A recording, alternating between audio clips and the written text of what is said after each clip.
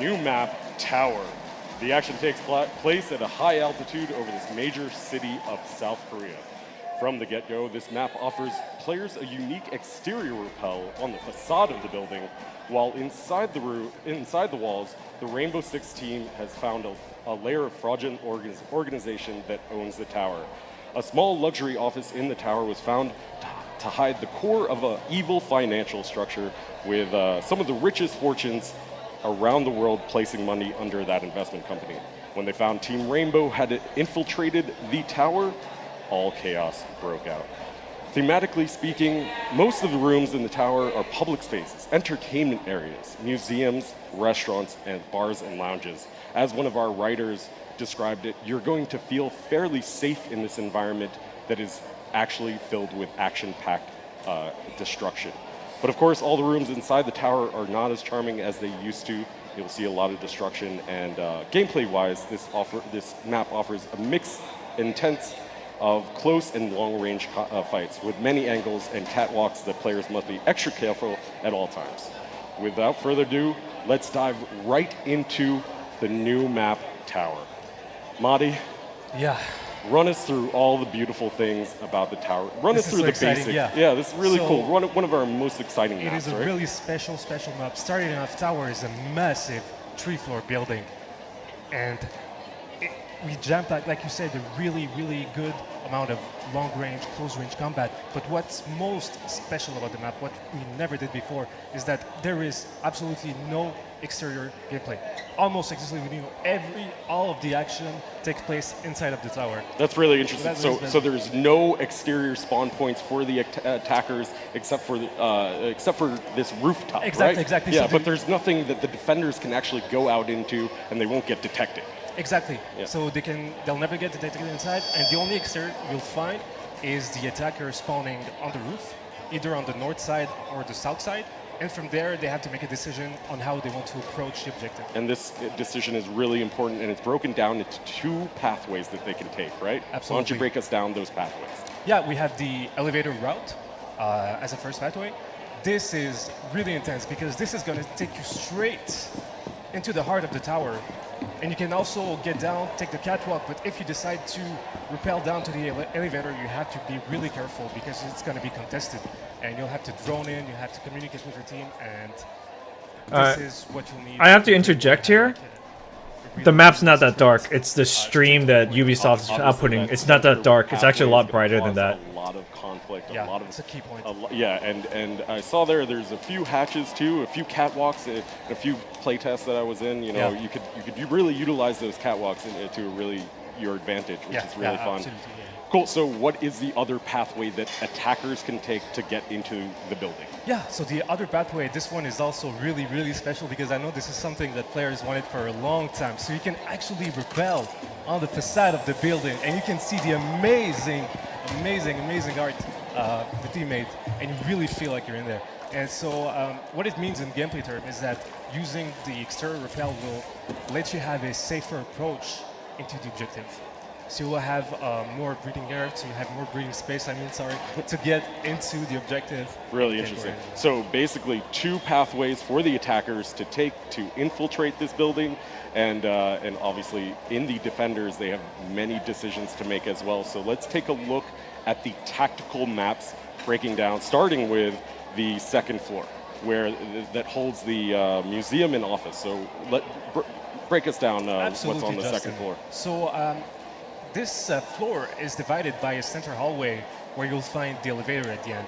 And it's really, really made of big rooms, big hallways, and in contrast to the 1st floor, darker neon colors. Yeah, we're taking a look at the 1st floor too, that houses the restaurant. And yeah, the 1st floor, in contrast, it's more tighter, all the hallway. We made it to design it so we lead you toward the center. And in contrast, there's it's mostly geared toward close-range combat, Yeah, and there's also that center corridor where the elevator spawn actually drops you off at, and it provides a really big point of conflict there. So let's break down these sections piece by piece That's right. and take a look at what this beautiful map It's actually beautiful, holds. huh? It's They so made it- beautiful. they made such One a of the good most work. beautiful maps Yeah, your team yeah. has put together. It's really It's incredible. really good. I'm so proud. So with that said, let's start with the south side of the second floor, the office. So the office, as you said in your intro, this is where it all started. The conflict where Rainbow had to come in to help the hostages because they went there and they started taking hostages, so Rainbow had to come and defuse the situation. The office is something you can use as a buffer to get into the museum because you can access it from the rappel. And this is what you'll have a lot of defenders checking the angles, holding the angles there, making sure the attacker doesn't go through there if they decide to. Right, this is a go to really the key office. positional aspect for the Yeah. attackers to push through into the map. And as a defender, you really want to try and cut them off. Yeah. Maybe That's it. maybe move towards that. Have a roamer around there. That would be one strategy that you could potentially take. One of many. Yeah. One of many. Yeah. All right. So keeping on the second floor, let's take a look at the center, which is the museum section. Yes, the museum is very, very interesting because we have really dark lighting, but we also decided to make it so a lot of the rooms have these neon colors, and we also place them in a way that you can make these quick call-outs during game. So let's say you have like a part where it's purple, where it's red, where it's pink. During fights where you don't really have time to give it proper position, you'll use that as an alternative. That kind of visual intelligence is really key. And I was speaking with one of our writers, Farah, before coming on this trip, and she was saying that you can actually hear some history of Seoul, Korea, South Korea, from the museum. There's actually some historical content on the walls, and actually some voiceover that you might be able to listen into. Yeah, we add. I mean, we love adding these kind of details. I think it adds more to the immersion, and you feel like you're really there. Yeah, and so playing off that feeling safe and welcome as a tourist in this area, but also very dangerous as, you know, obviously there's going to be attackers and defenders roaming through that area. Yeah. Great, so with that, that concludes a look at our second floor. Now let's take a look at our first floor, where the restaurant pretty much takes up the entire area, right? Yes, the restaurant is, in contrast to the museum, there's more natural light color. There's more light in general, so it's easy. And in general, it's more thematic. It's this beautiful architecture that you guys have, and a lot of this conflict really centers around this central corridor, right? Yeah, this corridor, every single game, something's going to happen there. Yeah. Whether you want it or not, something's going to happen. Yeah, because there's that elevator drop down right there. Yeah. There's a whole bunch of It's hatches so right strong. around you. Yeah, it's so a strong. lot of key objective points right in that area. Really interesting. Now, when working on designing a map, where do you guys start in figuring this out? It's a really good question. So usually we start with either a strong thematic that we want to explore, or we go with gameplay intention. Usually what we do is we do our research, we look for references, we look for something that's going to be solid enough so we can base it upon, because Rainbow, you know, we want to keep it authentic and realistic. Cool. Second, when we decided on that, we start doing like architect and building the map in 2D and figuring out like the flow of the layout, how is it going to be. And when we're satisfied with that, we jump into what we call 3D. So we start building the map in the editor, and we do several iterations, and if we like it, we keep it. If not, we start again. So you try start something else. from there, you prototype it, tweak it to finding that right recipe of creating conflict in a certain area, or creating a nice flow for attackers and defenders to move through this space. With that said, that brings us to the most interesting section of this map, the atrium. Break us down the atrium, which spans across the second and first floor. The atrium is really something we haven't done before, because we had the challenge of making a map with no exterior gameplay. So we had to come up with something, a recipe that would allow us to do that. So the atrium is pretty much our answer. And to do that, we have what you'll find in exterior. So we have long line of sight, vertical line of sights, and quick access from first to second floor. This is really a roaming field. You'll get there. Any good roamer will love to just stay there and try to pick off the attackers one by one. Really fascinating area, because you're going to have that transitional space for the roamers. You're going to be able to have some really interesting gameplay as a defender, in that space. As we mentioned before, there is no outside for defenders. Yeah, no outside. They can't, they're not going to get detected in this area if they want to try and breach out of it. So with that said, let's take a look at some of the gameplay footage as we sort of talk about this map a little bit further. Sure. Simon, in your gameplay playthroughs, what did you think of this map? It's really an amazing map. Honestly, having no exterior, I thought at first, I was scared. I thought it would have been dangerous, but honestly, it plays really well. It's really well balanced because there's the catwalk in the atrium, and that's the key point. That's really a key point for the attackers to get in. But they have a lot of options actually to get in, either do a rush in the central elevator, or just go for the atrium, or the offices. Honestly, it's a great map. It plays super well, and I'm super stoked to see pro players, pro teams getting at it. And speaking of some of our pro players, we invited a few of them into the studio in Montreal, and they got firsthand look at this new map, and they just had great things to say about it. They said it's potentially a competitive map, so we may be seeing this in the future, in future Pro League seasons. Which That'd be really exciting. Yeah, really exciting for you. For yourself, what is it like working on a map and then releasing it to the public? How do you feel about the when you actually create a map and it's actually in the hands of players? First, it's a bit scary because we don't know what they're gonna do, because we try to do a different thing every time. We try to switch it up, make it different, and we don't know. We're not sure how the people are gonna receive it, but most of the time we're really just happy to release it and people enjoy it. Yeah, and that feedback process is really key because we listen to the community every single day, every single moment on the subreddit, on Twitter, on social media, everywhere, and we hear their feedback and we're integrating it. One of the key points behind what we mentioned in the Year 3 sneak peek panel, which was really about redoing these maps, which is really key. But obviously, Tower is going to be one of the most interesting and key maps that we're releasing, and one of the most beautiful. It's strikingly beautiful as we look at these. Absolutely, I love that we're taking a risk with our maps, trying stuff we've never tried before and actually making it work.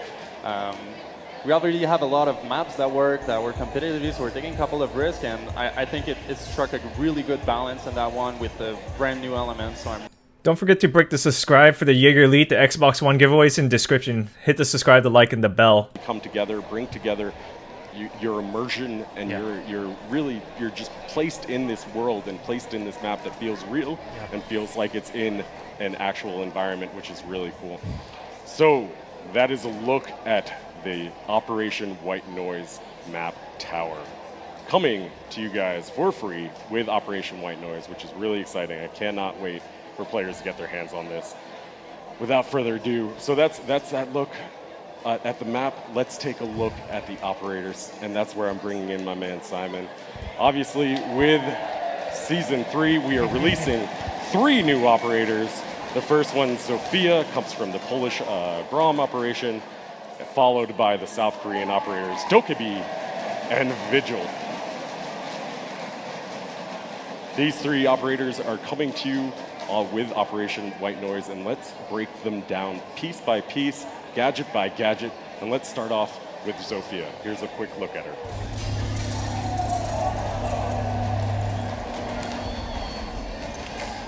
I decide when to restrain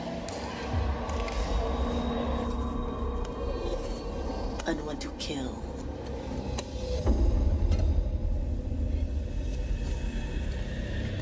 Only the best call the shots.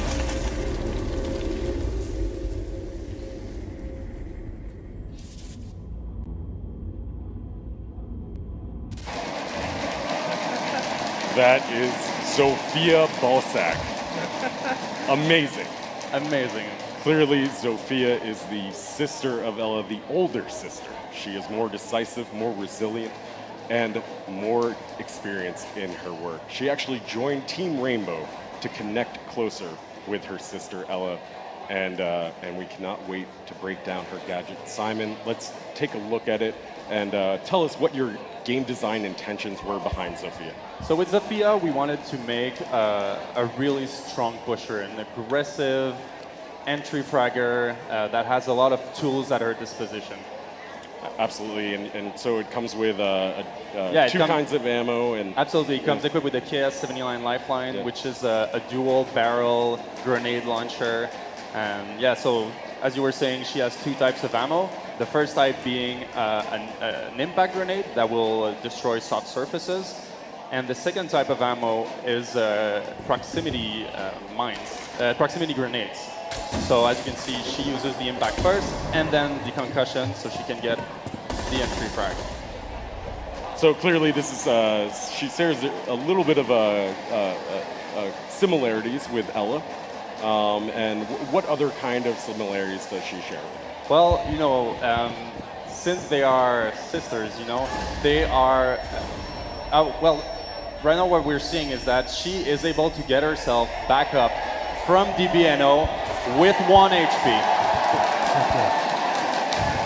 The crowd is going crazy for that. They're going crazy. So clearly Ella had that situational DBNO feature where she could blow her last grenade and maybe have a little bit of a situational advantage against an opponent attacking her. Exactly. And now Zofia has something similar. So she has the ability to withstand DBNO while channeling for 5 seconds this animation, and she gets up with 1 HP. She'll be very fragile, but maybe she can get some more kills in. Now you mentioned that Zofia comes equipped with a concussion grenade mine that's sort of similar to Ella's.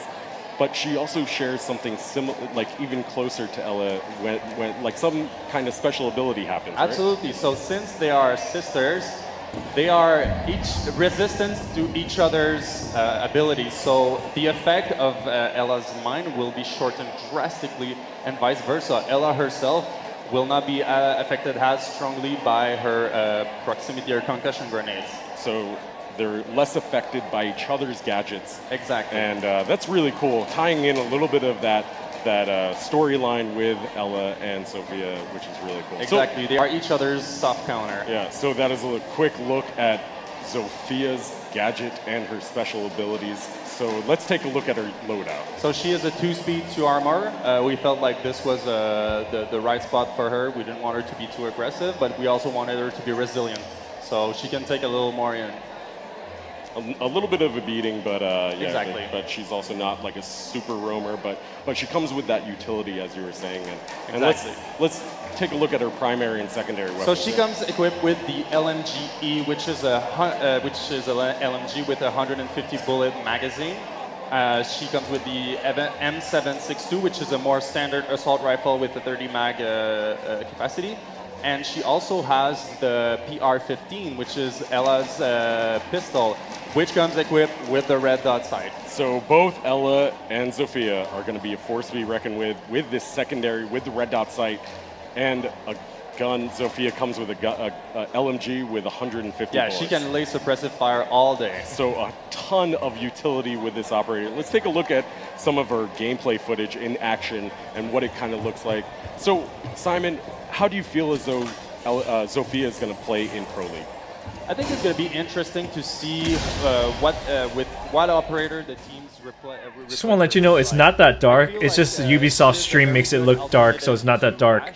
And don't forget to subscribe for the giveaway in descriptions. Speed and explosiveness as Ash has, but she also brings more utility, which could be very useful in a lot of situations. Yeah, so it'll be interesting to see how Ash mains may switch over to Zofia. Maybe they swap between each other, and maybe depending upon the strategy of the defenders, maybe they switch over to Zofia. Yeah, exactly. And her 2 impact grenades are able to take out barbed wire. So we know Ash uses a lot of her explosive grenades for barbed wires.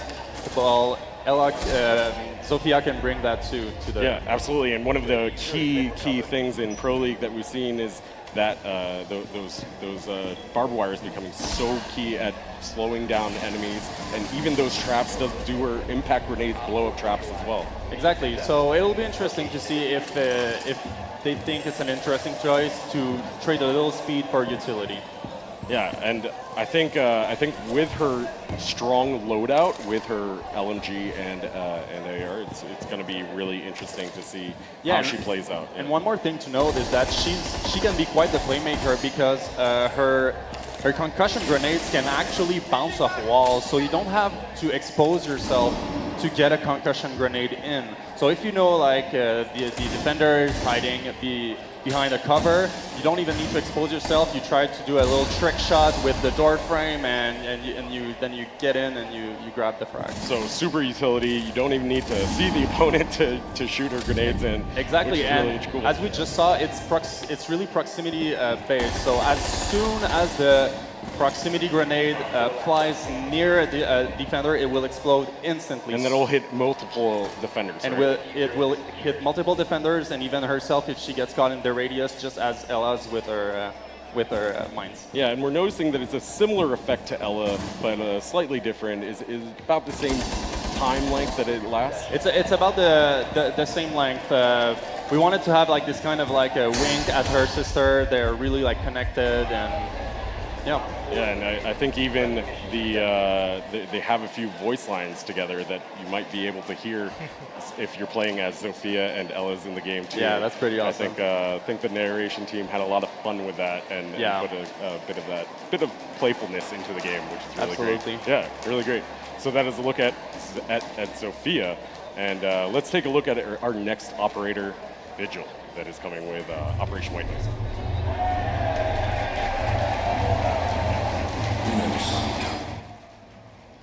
Alright guys, I'm giving away an Xbox One X and a MSI PC. Don't forget to subscribe, to like the bell. If you subscribe on Twitch, you get 100 extra entries. It's free. You have Amazon Prime. I'm in everyone's blind spot.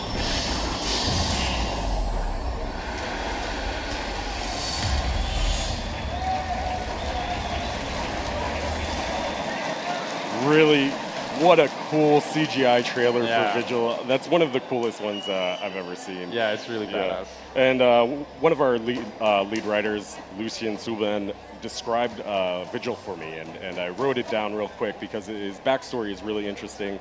So Vigil is an orphan tortured by his experiences. He turned his pain into path of discipline, but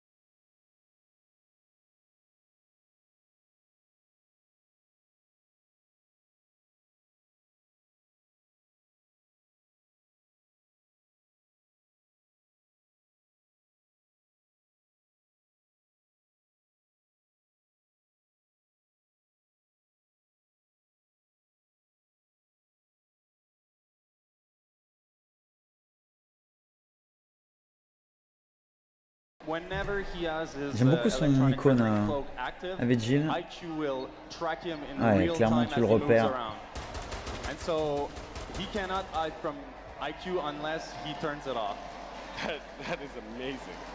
That is really cool. His counter picks become really important. And, Écoutez, pour l'instant, moi, ce que je vois entre Zofia et lui, ça m'a l'air équilibré.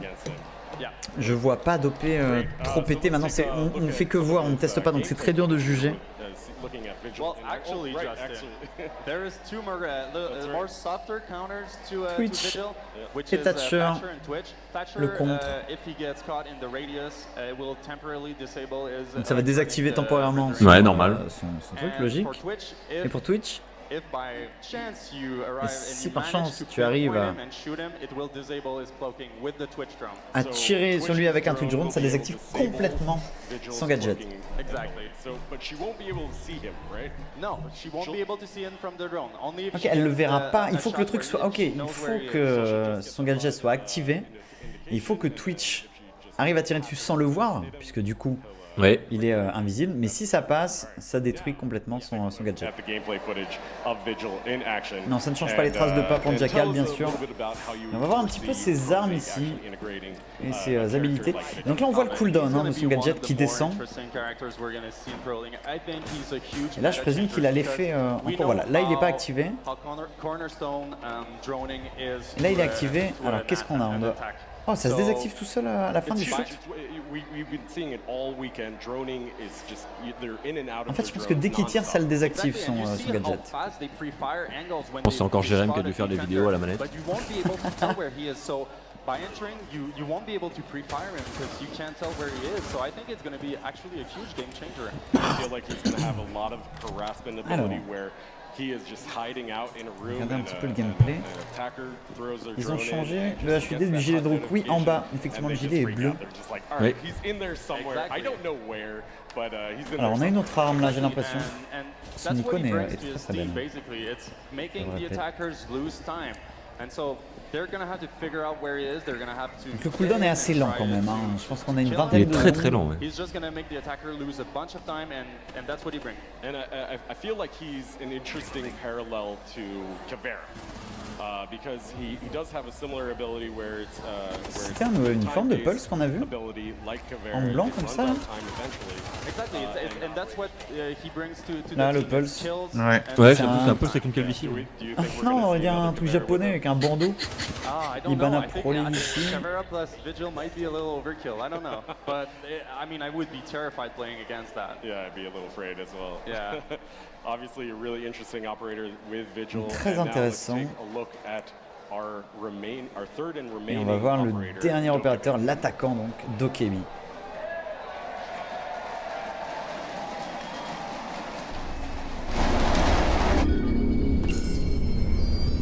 Your phone is ringing. Here. Let me get that for you.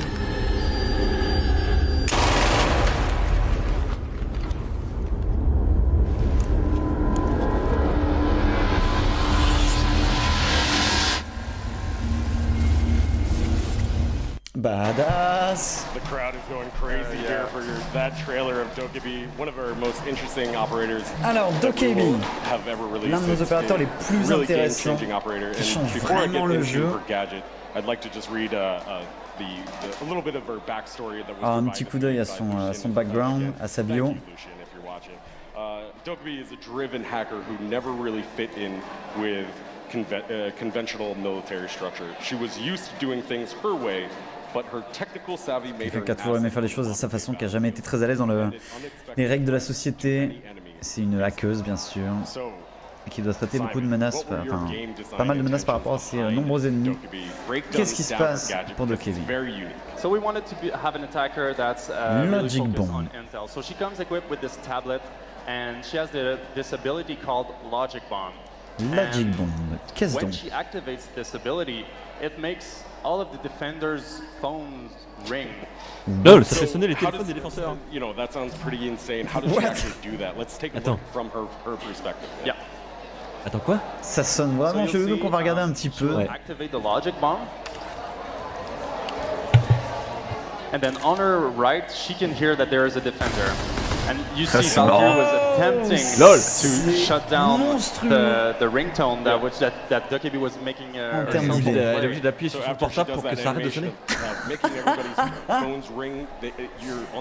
Le concept est ouf. Exactly, marrant. you can hear it. It's really C'est distracting. c'est marrant. Attends, du point de vue du défenseur, Exactly. Now Ça you vibre. can see that the phone is ringing, and Vigil, panicking, tries to turn off his phone, and that's how Wow. it happens. Lol. It's Ouais, an c'est pas important rapide, hein. decision je to sais pas ce que take ça as a donne en defender jeu, to ce say, sera à tester, do I mais je turn trouve off le my concept phone, monstrueux. Or do I keep it ringing? Like, do I take this time where I cannot shoot back and I cannot defend myself? Ouais, c'est ça, tu dois faire le choix de est-ce que je choisis de couper le téléphone, donc de Ouais. prendre du temps pour ne pas tirer et me rendre discret à nouveau. Je suppose qu'il y a un range, hein, un rayon. J'ai pas l'impression, hein. Oh, si, je pense. Non, sinon c'est OP. J'ai pas l'impression parce que sur l'image qu'on a vue quand elle a activé le truc, il y avait les 5 téléphones qui s'affichaient. Ouais. What? C'est un peu abusé. Yeah, it's a big decision. Qu'est-ce qui to se passe make. quand t'es au drone? Et je crois qu'elle en a que 2. Hein. Qu'est-ce qui se passe quand t'es au cam? Ah ouais, j'aimerais bien voir ça. It's really kind of a game It's changer. awesome. Why don't you Attends. run us through it? So you will see Dokkaebi. She's getting a kill right now, and when any attacker kills What? a d'accord. defender, they drop their phone, and she can hack the phone, and yes, gain access to the camera network of the defender. Wow, that is huge. And I think the crowd likes Yeah, they like that. And yeah, you can see it's not only the standard camera, it's Valkyrie's camera too. Oh mon dieu! Yeah. Really, that is so huge. I love the crowd's reaction. Yeah.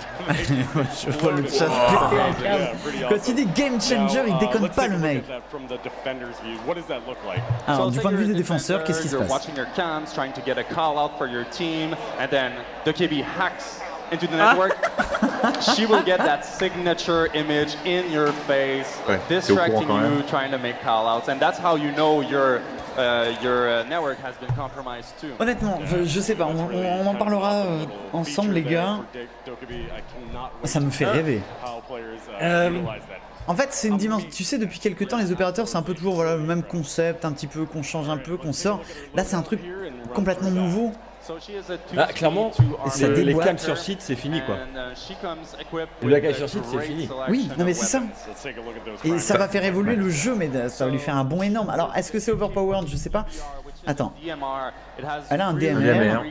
Et shotgun. Alors ça, c'est bien parce que ça la rend un peu compliquée. Ouais, ça rend compliqué à jouer.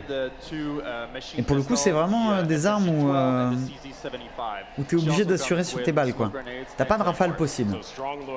Après, elle a les SMG. Et qu'est-ce qu'elle avait en stuff? Smoke et Claymore? Smoke et Claymore. Alors les contres. Exactly. This is a straight counterpick to Valkyrie. You'll have to C'est think un twice énorme contre à about bringing Valkyrie. Valkyrie, and if you do decide to bring her in, where will you put your Valkyrie cams? Because if she does get to hack into the network, you can get all of your positions compromised, and it can make your defense absolutely collapse on itself. Yeah, and then you have a really important decision as a defender: do I blow out all my cameras, or do I just have them have that intel? Exactly. And for Valkyrie, sometimes that long range camera throw is kind of outside of the range of a certain location. So whether you have to make that decision too. En même temps, genre tu vas pas prendre IQ plus Dokkaebi, tu vois. Ouais. Yeah, it's going to be so interesting to see how it plays out because, Et... as always, Ouais, the players. j'arrive pas à voir ça hyper OP en fait. Non, pas hyper OP. Nouveau. Puissant. Après, de là à dire que c'est OP. Ouais, il va falloir vite que les Valkyries s'habituent quoi. Que clairement tu mets des cams sur site. When she Attends, uses the Echo. logic bomb ability, it does not make Echo's cell phone Ça ne ring. fonctionne pas sur Echo. Is exempt from that ability. Echo ne sonne même pas d'ailleurs. He's immune. D'accord. And Parce qu'il est trop high-tech. IQ. When the defender's phone are ringing, Quand les téléphones sonnent, IQ, et que le défenseur essaye d'arrêter l'appel, IQ peut les voir dans son écran. Wow. So if you really have a good timing with tu vas peut-être pouvoir avoir en fait DokeBee plus IQ. Really cool coordinated plays.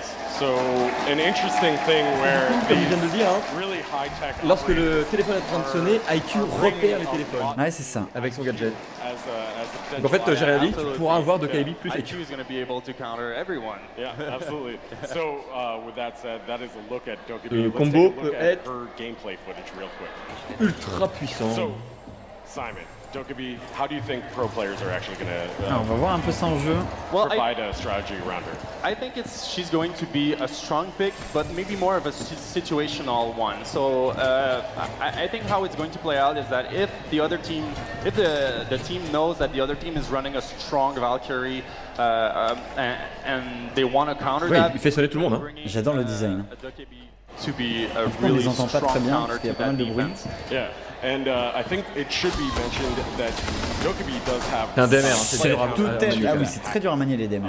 ability to Il a le design de la 556 de Thermite d'ailleurs. as a defender, turn off the or shoot those phones, right? Exactly. So anytime DokeBee is picked on attack and a defender dies, they drop their cell phone. You can see Valkyries right there. Yeah, we can see the phone on the ground.